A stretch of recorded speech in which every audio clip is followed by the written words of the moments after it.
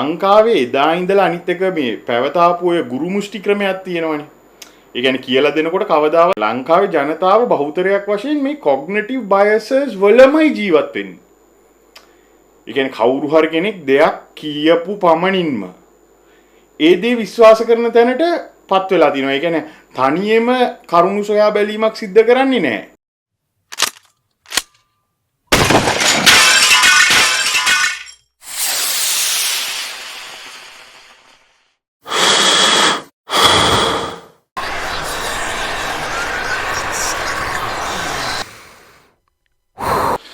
අයුබෝවන් කියලා පිළිගන්නවා හැමෝම. ගොඩ දවසකට පස්සේ තමයි මම ආයිමත් මේ වීඩියෝ එකක් කරන්නේ. ඒක ප්‍රධාන හේතුව තමයි ඇත්තටම මේ තාම මට මේ කැමරා එකක් ඉස්සරහට ඇවිල්ලා කතා කරන කාරණාව මේ එච්චරම පුරුදු නැහැ. ඒකට හේතු දෙකක් තියෙනවා. එකක් තමයි දැන් අපි වෘත්තීය ජීවිතේ යම්කිසි පදනමක් හදාගත්තට පස්සේ අපි කැමරා එකක් ඉස්සරහා කියන දේ සමාජ මාධ්‍යයට දාන්න කලින් ඒක ගැන ගොඩක් හිතන්න ඕනේ. ඒ කියන දේ කොච්චර දුරකට නිවැරදිද, ඒකට ඉදිරිපත් වෙන්න පුළුවන් විවේචන මොනවද කියන දේවල් ගැන අපි අනිත් එක අපි සමාජයට දෙන පණිවිඩය නිවැරදිද කියන එක ගැන අපි ගොඩක් හිතන්න ඕනේ. ඒක නිසා තමයි මම ගොඩාක් හිතලා තමයි වීඩියෝ එකක් කරන්නේ. මේ වෙනකොට ලංකාවේ තිබෙන තත්ත්වය සම්බන්ධයෙන් සහ මේ මම ඇත්තටම දීර්ඝ වශයෙන් කල්පනා කරලා තියෙන ප්‍රශ්නයක් තමයි ඇයි ලංකාව රටක් හැටියට දියුණු වීම ඊටාම මන්දගාමී කියලා. ඒ කියන්නේ කවුරු හරි කියනවා නම් අපි 76 අවුරුද්දක් තිස්සේ දියුණු වෙලා නැහැ කියලා. ඒක වැරදි. අපි දියුණු වෙලා තියෙනවා. නමුත් සිංගප්පූරුව මේ වෙනකොට තියෙන තැනත් එක්ක අපි සාපේක්ෂව ගත්තොත් ලංකාවේ දියුණුව ඊටාම මන්දගාමී ලෙස තමයි සිද්ධ වෙලා තියෙන්නේ. එතකොට මේකට මොකක්ද හේතුව? මේ විවිධ දේශපාලන මතධර්ණ අය මේකට ප්‍රධාන හේතුව ලෙස දක්වන්නේ ලංකාවේ 76 වසරක් පුරා ලංකාව පාලනය කරපු දේශපාලඥයින්. නමුත් මම එදත් කිව්වේ අදත් කියන්නේ සහ මම ওই දේශපාලනය කරන ගොඩාක් අයත් එක්ක මේ ගොඩක් අය මාත් එක්ක මේ ගැටීම ඇති කරගන්න ප්‍රධාන හේතුව තමයි මම කියන්නේ ඒකට හේතුව දේශපාලඥයෝ හෝ දේශපාලඥයෝ බලපාලා තියෙනවා. නමුත් ප්‍රධාන හේතුව ඒක නෙමෙයි කියන එක. ප්‍රධාන හේතු කීපයක් මම ඒ සම්බන්ධයෙන් හඳුනගෙන තියෙනවා. එතකොට එක ප්‍රධාන හේතුවක් තමයි ලංකාවේ භාෂාව. ඒ කියන්නේ අපි අධ්‍යාපනය ලබා දීමට පාවිච්චි කරන භාෂාව. ඔබ කවුරුත් දන්නවා SWRD බණ්ඩාරනායකගේ මේ බලයට පැමිණීමෙන් පස්සේ සිද්ධ වෙච්ච සිංහල අපේ අධ්‍යාපනික භාෂාව කිරීමෙන් පස්සේ මේ අධ්‍යාපන ක්‍රමයේ ලොකු කඩාවැටීමක් සිද්ධ වෙනවා. ඒකට හේතුවක් තියෙනවා. ඒ කියන්නේ ඒක මේ අපේ සිංහල භාෂාවේ තියෙන අඩුවක් නෙමෙයි. එතන ඇත්තටම ප්‍රශ්නේ තියෙන්නේ සංඛ්‍යාත්මක ප්‍රශ්නයක්. ඒ කියන්නේ දැන් අපි සිංහල කියන භාෂාව ගත්තොත් සහ සිංහල කියන ජාතිය ගත්තොත් මුළු ලෝකෙම ඉන්නේ මිලියන 20ක් 25ක් වගේ ඉතා කුඩා ප්‍රමාණයක් නේ. එතකොට ඔබ හිතලා බලන්න ඒ කුඩා ප්‍රමාණය අතුරෙන් පොත් ලියන්නේ තව කී දෙනාද? ඔන්න ඔතන තමයි ප්‍රශ්නේ තියෙන්නේ. දැන් චීනේ හරි ඉන්දියාව හරි ගත්තොත් ඔවුන්ගේ භාෂාවෙන් ඉගෙන ගත්තත් ප්‍රශ්නයක් නැහැ. මොකද ඔවුන්ගේ ජනගහනයත් එක්ක ගත්තාම පොත් ලියවෙන ප්‍රමාණය අපිට වැඩිය 100,000 ගුණයකින් වැඩි. එතකොට මේ ලංකාවේ එදා ඉඳලා අනිත් එක මේ පැවතාපු ඔය ගුරු මුෂ්ටි ක්‍රමයක් තියෙනවනේ. ඒ කියන්නේ කියලා දෙනකොට කවදාවත් ශිෂ්‍යයාට සම්පූර්ණ දේ කියලා දෙන්නේ නැහැ. ඉතින් ඔය ප්‍රශ්න සහ මේ සිංහල භාෂාව සහ ජනතාව ඊටාම කුඩා මේ ලෝක ජනගහනයත් එක්ක ගත්තාම ඊටා කුඩා කොටසක් වීම යන කාරණාව මත දැනුම ඉදිරියට පරම්පරාවෙන් පරාවට ඉදිරියට යෑමේදී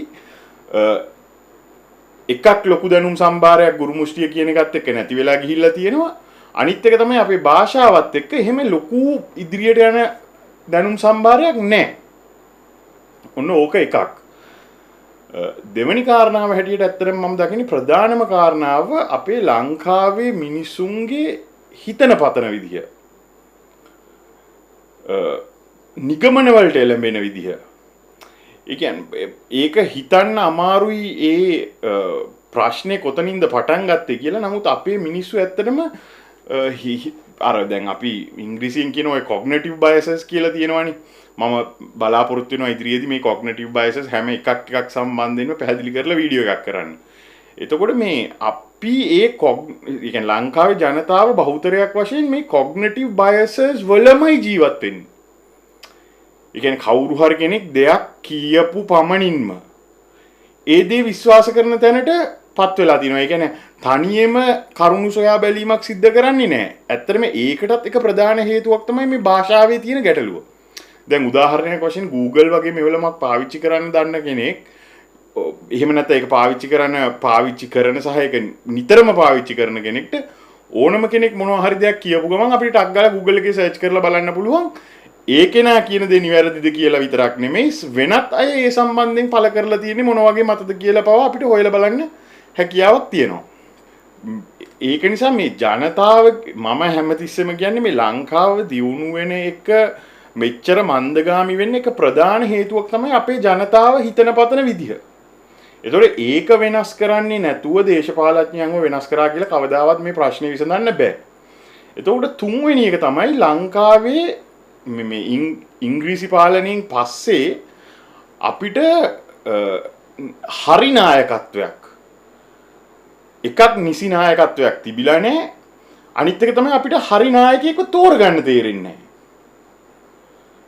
ඔන්න ඔය ප්‍රශ්නේ සම්බන්ධවෙනුත් මම දීර්ඝ වශයෙන් පැහැදිලි කරලා වීඩියෝ එකක් කරන්න බලාපොරොත්තු වෙනවා. මේ ඇයි අපිට නායකයෙක්ව තෝරගන්න තේරෙන්නේ නැත්තේ? මේක අපි හිතනවට වැඩිය ටිකක් සංකීර්ණ කතාවක්. මොකද දැන් මේ අපි දකිනවා ඡන්දයක් තියෙනකොට හැමතිස්සෙම මැතිවරණ කොමසාරිස්තුමා ඇවිල්ලා කියනවා හැමෝම යන්න ඡන්දෙ දෙන්න. ඡන්දෙ දීම තමයි ඔබේ පරම අයිතිය. ඒකෙන් තමයි ඔබ තීරණය කරන්නේ මේ පාලනය කරන්නේ කවුද කියලා මේ මැතිවරණ කොමසාරිස්තුමා ඒ කියන්නේ කලින් හිටපු මැතිවරණ කොමසාරිස්තුමන් මැකෝ කියනවා. නමුත් මේ ඇත්තටම මේ රටවල් කඩා වැටෙන්න එක ප්‍රධාන හේතුවක් තමයි මේ ප්‍රජාතන්ත්‍රවාදය කියන එක. දැන් ලංකාව වගේ රටක ඇත්තටම වෙලා තියෙන්නේ දැන් අපිට හැමතිස්සෙම වෙන්නේ වෙන රටකින් අයිඩියොලොජි එකක්. එහෙමත් නැත්නම් යම්කිසි මතවාදයක්. ලංකාවට ආනයනය කිරීමක්. ඒ මතවාදයේ එතනින් එහාට කොච්චර දුරකට ඒකේ තව වෙන මත පළ කරපු අය ඉන්නවද?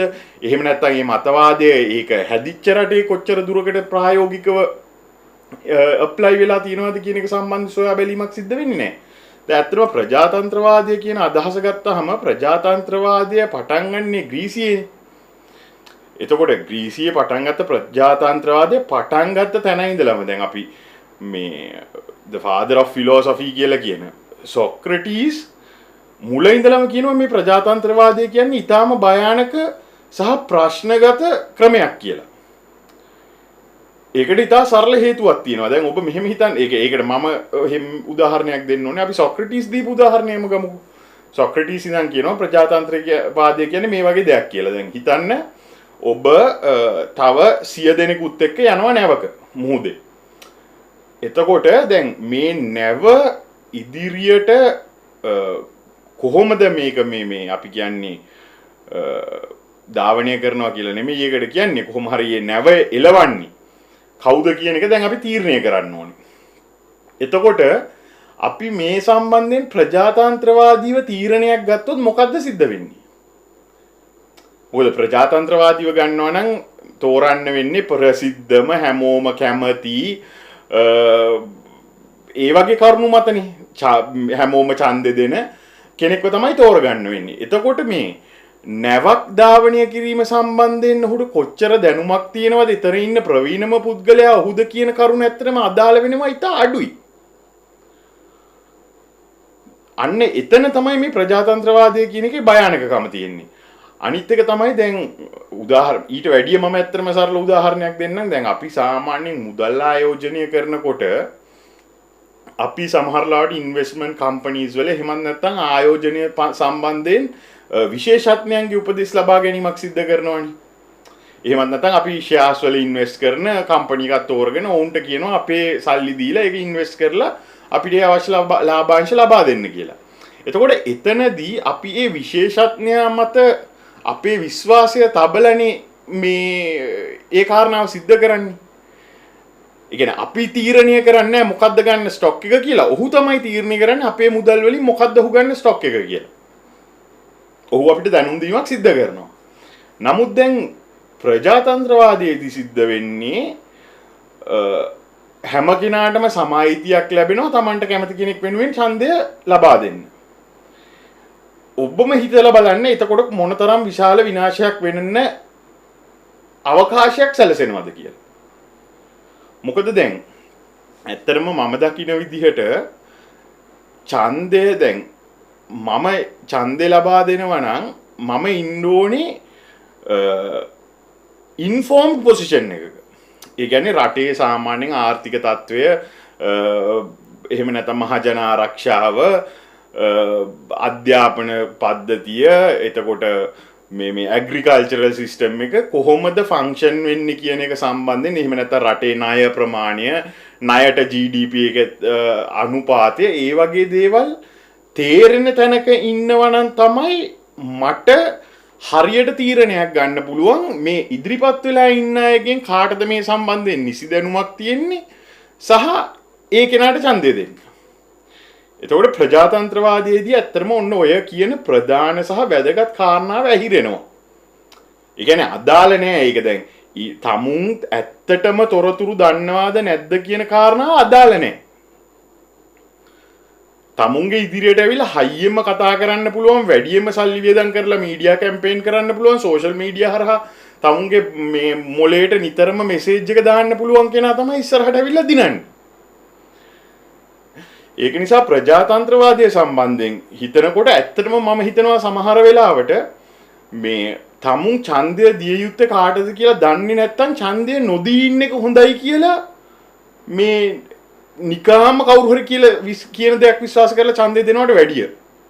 මොකද ඇත්තටම මේ භයානක තත්වය උද්ගත වෙලා තියෙන්නෙම විවිධ අවස්ථාවලදී විවිධ බොරුකාරයන්ව විශ්වාස කරලා ඡන්දය ලබා දීම මත.